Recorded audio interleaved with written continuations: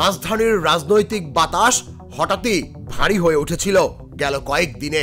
আলোচনার টেবিলে 4 দলের তৎপরতা, এনসিপি, এবি পার্টি, রাষ্ট্র সংস্কার আন্দোলন এবং আপ বাংলাদেশ। লক্ষ্য একটাই, নির্বাচন পূর্ব এক নতুন শক্তি হয়ে ওঠা। গণতান্ত্রিক সংস্কার জোট নামেই প্রায় চূড়ান্ত হয়েছিল তাদের আত্মপ্রকাশ। শহীদ আবু সাইদ কনভেনশনে ব্যানার প্রস্তুত, কিন্তু সবকিছু বদলে যায় মাত্র কয়েক ঘন্টায়। মধ্যরাতের ঠিক আগ মুহূর্তে ফোনে ফোনে বার্তা ছড়িয়ে পড়ে, নতুন জোটের ঘোষণা স্থগিত। বৈঠক কক্ষের বাইরে দাঁড়িয়ে থাকা নেতারা হতবাক। ভেতরে উত্তপ্ত বিতর্কে ফেটে পড়েন এনসিপির শীর্ষ নেতৃত্ব। আলোচনায় উঠে আসে এক প্রশ্ন, আপ বাংলাদেশকে জোটে নেওয়া হবে কি হবে না। দলের বড় অংশ সাফ জানায় তারা এই প্ল্যাটফর্মকে সঙ্গে নিয়ে এগোতে রাজি নয়। সিদ্ধান্ত ঝুলে যায় সুতোর উপরে। রাষ্ট্র সংস্কার আন্দোলনের প্রধান সমন্বয়ক হাসনাত কায়ুম জানান, শেষ মুহূর্তে আপত্তি আর সময়ের দাবি এই দুটোই বাধা হয়ে দাঁড়িয়েছে।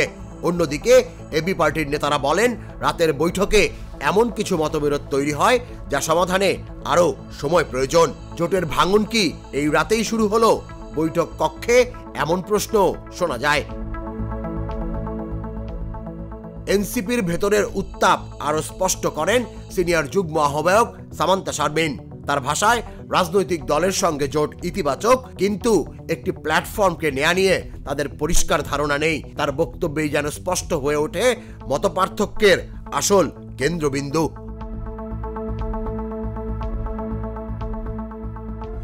এদিকে গণ অধিকার পরিষদও এখনো সিদ্ধান্ত দেয়নি। বিএনপির সঙ্গে দীর্ঘদিনের পথ চলার কারণে তারা নতুন জোটে হঠাৎ প্রবেশকে সন্দেহ তৈরি করতে পারে বলে মত দেয়।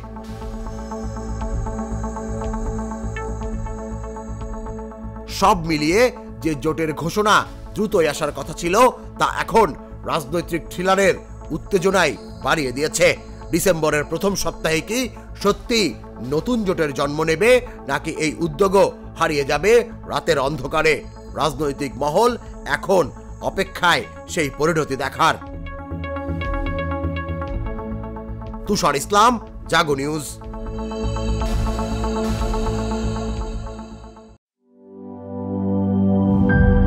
দুধার চকলেটে একাকার হয়ে ওঠা প্রাণ লেয়ার। প্রাণ লেয়ার, সম্পর্কের মিষ্টি ম্যাজিক।